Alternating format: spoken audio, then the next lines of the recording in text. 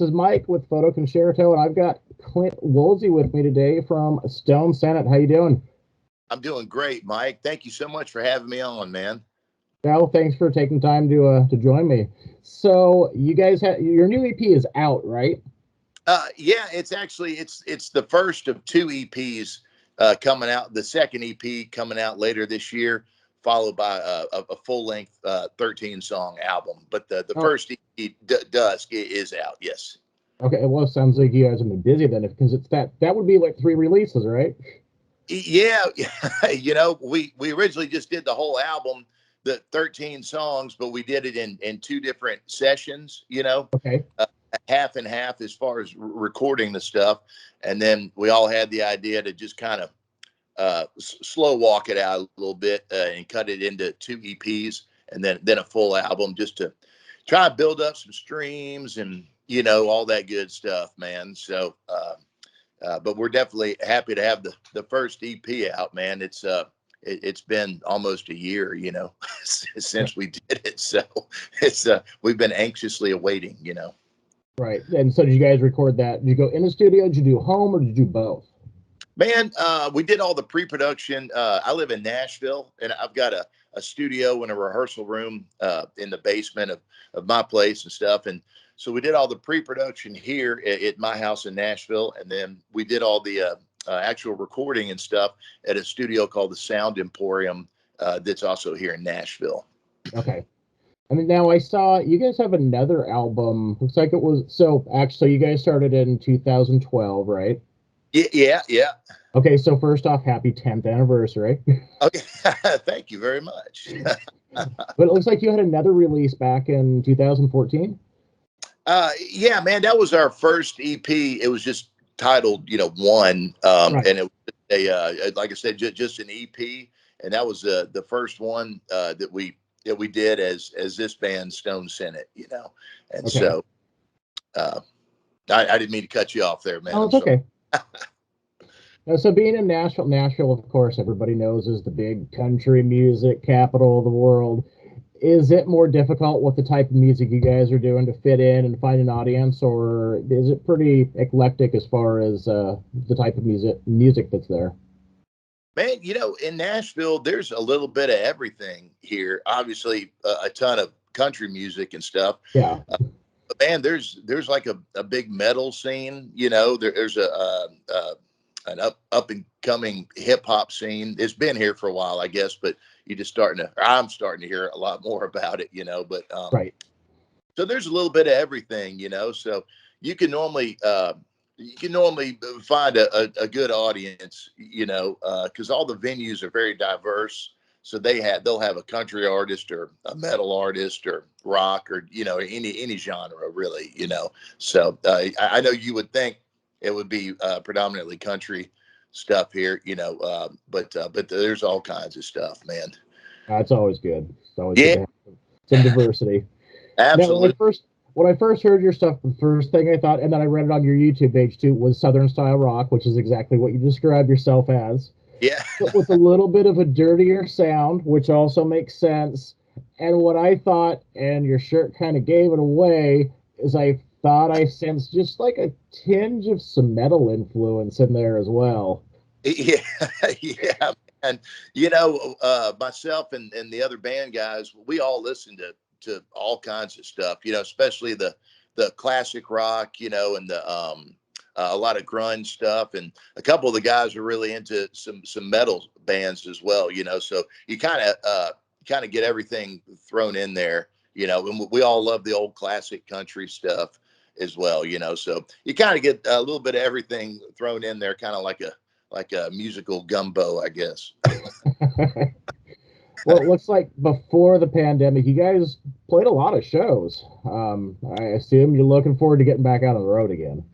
Man, yeah, well, we did a few private parties during the 2020 during the pandemic and stuff, but it was definitely uh, not nearly the workload that we always try to Right. get here. You know what I mean? And we tore it up, pretty good few years before the pandemic, and then last year 2021 we were back at it pretty good, but not quite full full pull, so I think 2022 is going to be real good for us, and so we're looking forward to it, man. That's our thing, is getting out there and playing live and traveling around and sleeping in the van and getting dirty and not showering and all that, man. So we all look forward to that. Too much time off is not good for us. No, I definitely understand, because so I used to play music and I traded it all and started doing concert photography, and I'd really, really like to get back into a photo pit full time instead of just that sporadic here and there event that happens. Right. Yeah, man. I'm right there with you. I'm right there with you. I'd rather get back out and jump in the middle of it again.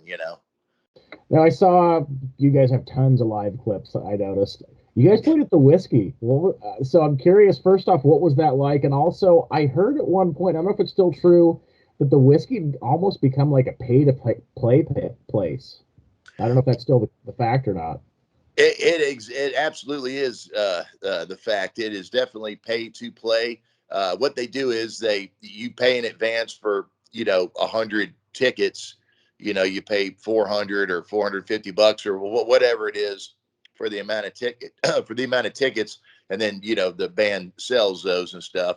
But it was quite the experience, man.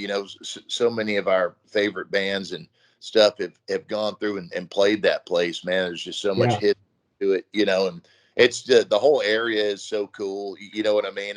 And so man, we jumped at the opportunity to play there, and so it was really cool, man. It was kind of like a little milestone for us there, and getting out to California was always real cool too. Nice little change of pace there. Yeah. So since you were in that area, did you go to the Rainbow Room too?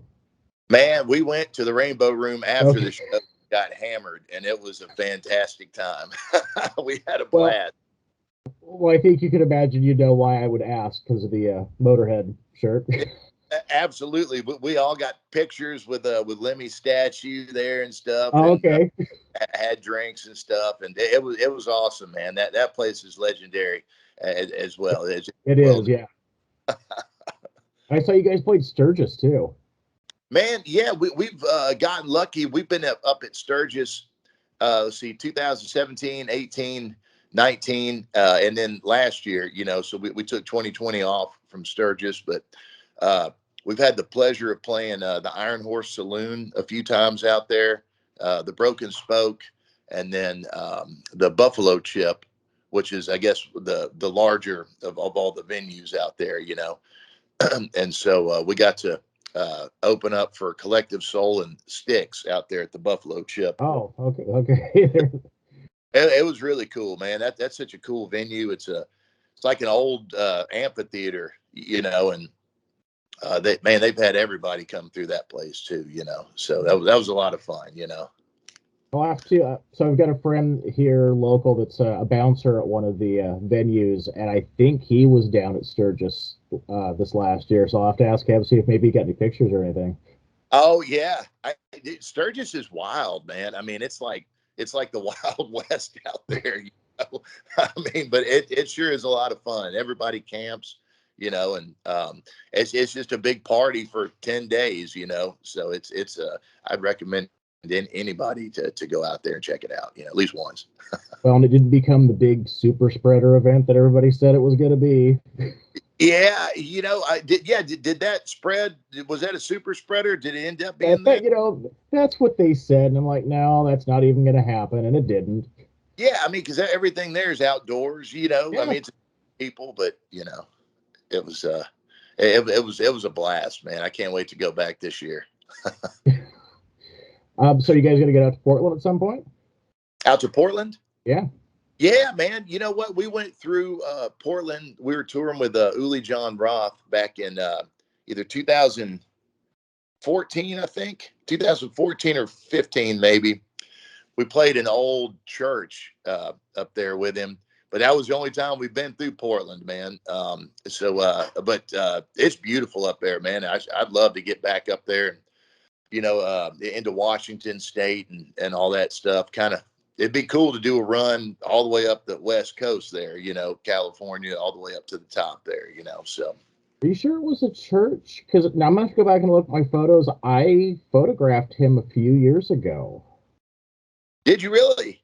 Yeah, Maybe it wasn't a church. It was an old theater. it was so you go in through the downstairs and like you go upstairs and there's like and then there's like another like upper level.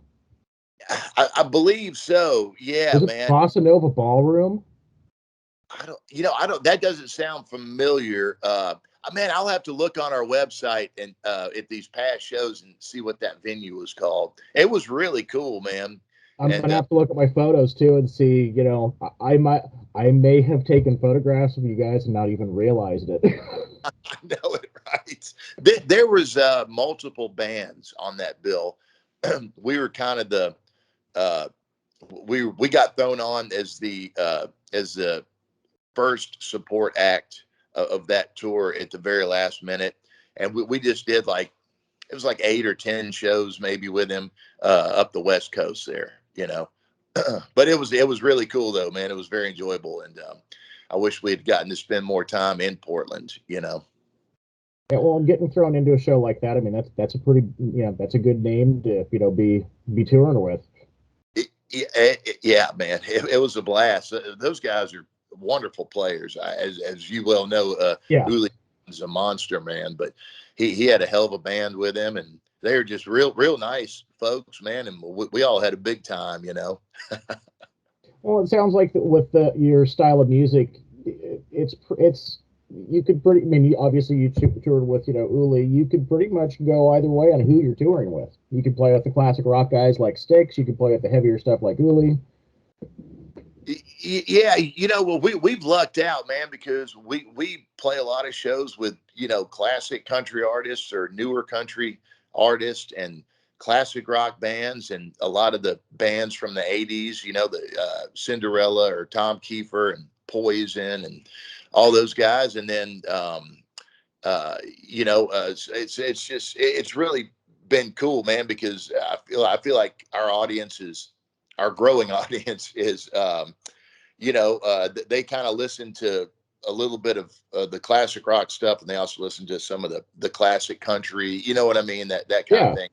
We're kind of right there in the middle, man. Which ended up being really cool, man, because you kind of appeal to both audiences or all audiences almost, I guess. Well, I think that's kind of the thing, with a lot of people that are, listen to metal, like me, that I'll go to a metal show where it's a band that's been around for years and enjoy that. But then I'll go to the classic rock shows, get photographs there, and it seems like for the most part the audience I think seems a little more accepting at times. Yeah, absolutely. We've yeah, hell, we've just been lucky, man. We've hooked up with a lot of different promoters and stuff, and they bring in all kinds of music, and so they always try and stick us on as much stuff, no matter what the genre is, as much stuff as they can, which we're always very thankful for, and so I think we've been real lucky in that sense. We're not kind of almost pigeonholed, you know what I mean, Right. into a certain kind of audience or genre or anything like that. Hey, I bet you got some good stories, man. Shooting photography and stuff for a lot of these bands. I meet people here and there, but I think there's misconceptions that when a photographer goes to a show that we get to meet the bands and hang out, and that doesn't happen very often. Usually we're there just as press or working, and but once in a while, yeah, I bump into somebody and talk with them and meet them and stuff. But I bet you've got better stories than I do. Yeah, but like I said earlier, man, we've been real lucky, and gotten to become friends with a lot of these guys, and gotten to even just meet a lot of folks. I think my personal favorite was meeting. We opened up for a Sleep at the Wheel at the Iron Horse in Sturgis, like 2017 or 18, and so we got to hang out with Ray Benson and the Asleep at the Wheel guys after their show, which was really cool, man. So that was a big highlight for me personally. Well, I did get to meet I can't even think of the guy's name. That's a reggae guy. Toots from Toots of the Maytals. Really? I got a photo pass for the show, and it was going through his manager, and he asked me, he said, "Hey, do you think you can do some live streaming when you're there?" I said, "Yeah, I can do that." And so I did some live streaming, and he told me when I got down there, he said, "You know what? Talk to the tour manager and just go afterwards. You've got a backstage pass." So me and my friend went down and hung out with him for a little bit, and it's a reggae show, because so you can kind of imagine there was a lot of smoke down there. That's awesome, man. He's a legend himself Yeah, there. That's really cool, man. But was yeah, that up the Portland area? yeah. It was Portland. Oh yeah, that's great, man. How cool. I love his stuff too, man. So I'm a big reggae guy myself. Yeah, unfortunately, we lost him here recently. Yeah, you know what? I remember reading a little something about that. Yeah, we seems like we lost a ton of folks, man, during that pandemic. Yeah, well, and I keep kind of hoping it's over, but it seems like every time there's a new variant, we keep pushing things, and Oh yeah, I know everybody's dying to get back to normal. We had a lot of shows cancel, reschedule, cancel, reschedule. Can't it was a ongoing thing, man, last year. And so I'm sure we'll still get some of that this year. But right. hope it'll be a little more along the normal lines this year.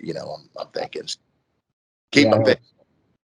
I hope so, because there's been too many cancellations, and we're all missing a lot of good shows. I think people just want to get back, not just back to normal. People want to go out and they want to see shows. I know I want to see shows. Absolutely. Hey, me too, man. I love going to live shows. Yeah, so for the new EP and then the other, what are the release dates on those? You know what? We're getting the actual release dates this month from the label and stuff. Oh, Uh, okay. I don't have those right now for you, man, but I'll have them, definitely by the end of January, and I'd love to come and update you too, man, at some point, But Okay, we're yeah. really excited about these, the next EP and then the full album coming out, man. We Yeah. love playing stuff live, so it's we're just excited. I want to hold the vinyl in my hand, you know. and, and, Okay, and so you are doing vinyl too. Yeah, yes, sir. We sure are, man. We're going to do Good. it vinyl and stuff, and so this will be our first time doing vinyl too. So it's we're all really excited about that. No, I still have an appreciation for vinyl. In fact, I went into a record store with my daughter a few weeks ago. She wanted to look for T-shirts and stuff. And so we're walking around. They have tons of vinyl. She's like, "Daddy, what are these?" I was like, "You can't. I think these are records. This is vinyl. This is important." Yeah, that's vinyl's making a big comeback, It man. is.